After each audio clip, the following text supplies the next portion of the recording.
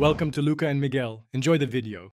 Markerless AR uses the camera and device sensors to estimate 6 degrees of freedom pose.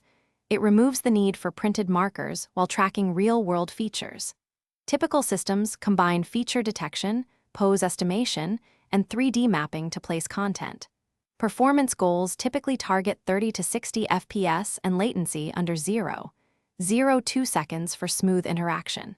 Expect tracking ranges of roughly 3.5 meters indoors and positional accuracy near 0.1 meters with good lighting. Understanding these essentials frames the implementation choices you will make next. Start with a SLAM or visual inertial odometry pipeline to perform mapping and localization in real time. Use ARKit or ARCore to access built-in 6 DOF tracking, plane detection, and light estimation APIs.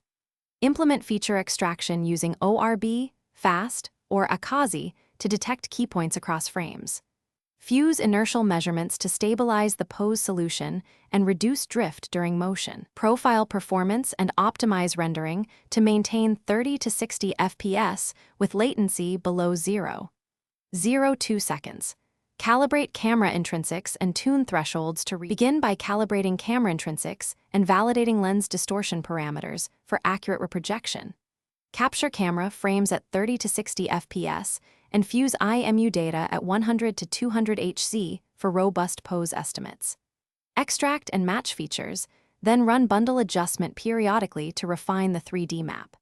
Implement relocalization to recover from tracking loss, and use loop closure to reduce long-term drift. Optimize GPU rendering and batching to sustain performance.